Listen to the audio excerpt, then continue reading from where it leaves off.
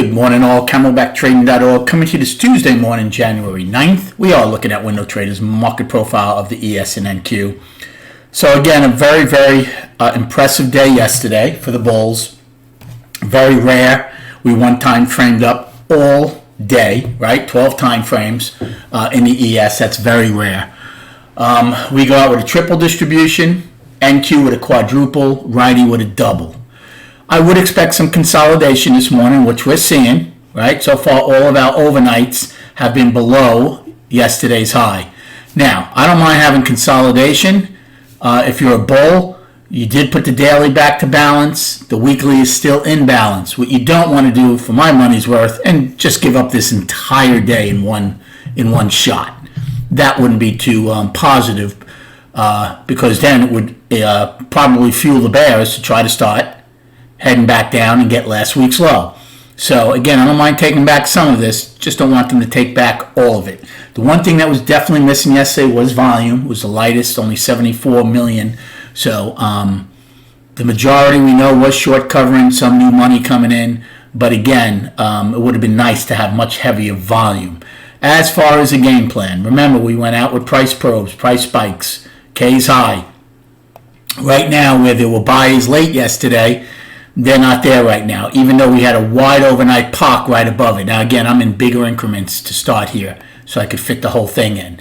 So, even though, I see on Twitter, oh, the overnight is really short. There's no thought process put into that. Yes, the overnight is technically short because all the business is being done below settlement.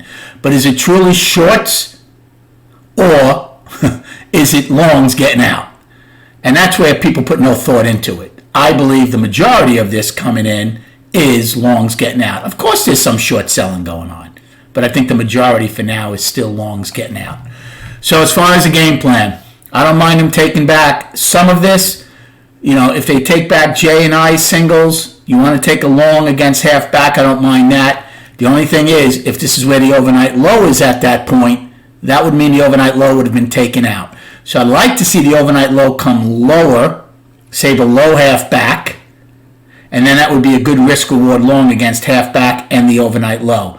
You get both of those, I'd probably be out and then maybe try again down right at the lower end of the middle distribution. Okay? As far as the short, if we push up, this is a good risk reward. Well, first of all, if we get the overnight low, I would be a lot more determined to take the short against both where the price probe was and the overnight POC, and then use yesterday's high as my out.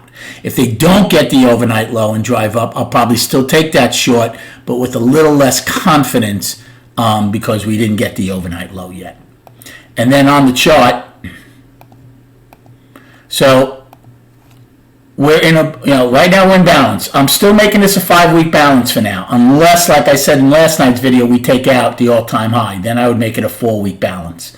But for now, it's still a 5-week balance. So it's still waiting for market-generated information, and the daily is in a 5-day balance. Okay? Friday's low is the low of it. Yesterday's high is the top of it. Thanks for the likes and subscribing to this channel. Good luck trading today, and we'll recap at 4 p.m.